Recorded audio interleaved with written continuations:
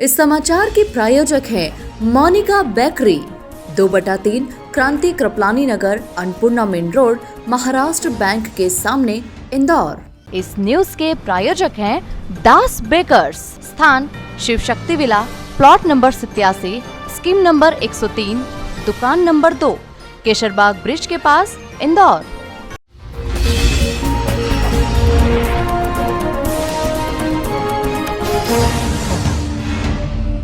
शनिवार को पाकिस्तान के कराची के उपनगर जमशेद नगर के पूर्व मेयर मोहम्मद आरिफ अजवाकिया इंदौर में रहे, जहां मीडिया से चर्चा के दौरान उन्होंने तमाम राष्ट्रीय अंतर्राष्ट्रीय मुद्दों पर मीडिया से चर्चा की।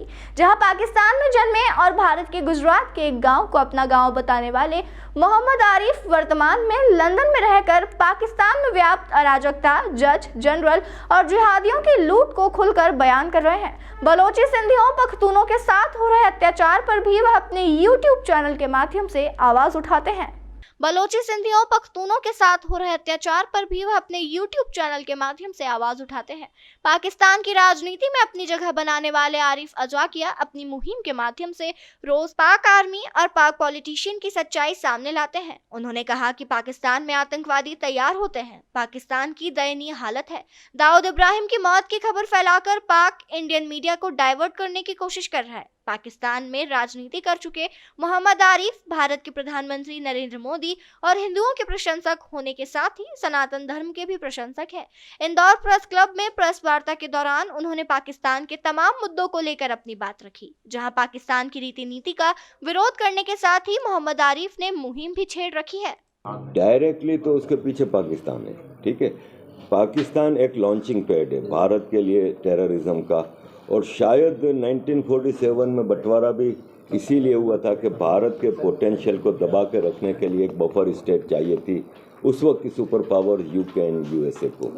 और आज एक इंटरनेशनल इकोसिस्टम भी है, जो कि हम देखते हैं कि गुरपतवंत पनून जिस किस्म की धमकियां देता है अमेरिका में बैठ के एक अमेरिकन नेशनल, आप सोच सकते हैं कि अमेरिका का कानून भी इसकी इजाज़त देता है। तो किसको नहीं पता कि वो CIA का आदमी है, तो CIA उसको ऐसे क्यों यूज़ कर रही है।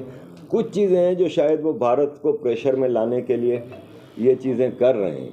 तो एक इंटरनेशनल इकोसिस्टम तो है ही, लेकिन डायरेक्ट टेररिज्म का जो ताल्लुक है ना वो पाकिस्तान से है। उसमें कुछ हद तक हो सकता है चाइना भी पीछे है, पाकिस्तान और चाइना का भी एक नेक्सस है, एक अलायंस है, तो हो सकता है चाइना उसके पीछे हो, लेकिन पाकिस्तान तो डेफिनेटली हमारा।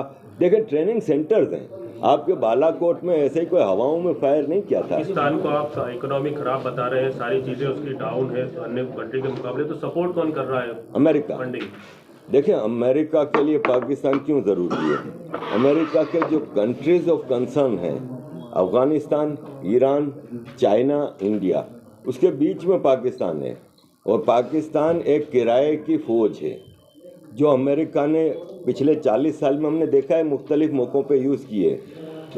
जैसे आज आप देख रहे हैं कि सुएज़ कैनाल से जो शिप आते हैं सारे ट्रेडिंग के, वो जब गुजर के यमन वाले बोटल नेक से निकलते हैं तो आजकल हुती हमले कर रहे हैं। तो पाकिस्तान को अमेरिका कह रहा है कि आप अपनी नेवी उधर लगाओ, क्योंकि ना सऊदी अरब उसमें तैयार हो रहा है, यूरोप ने भी मना कर दिया कि हम उधर अपनी फ़ौज नहीं भेजेंगे। तो पाकिस्तान की किराए की फ़ौज और जो इकोनॉमिक सिचुएशन है, अभी जनरल आसिम मुनीर अमेरिका गए थे लास्ट वीक, तो उन्होंने $20 बिलियन मांगे उनसे, क्योंकि पाकिस्तान के हालात इस वक्त बहुत ज़्यादा ख़राब हैं। पाकिस्तान की सर्वाइवल स्टेक पे है।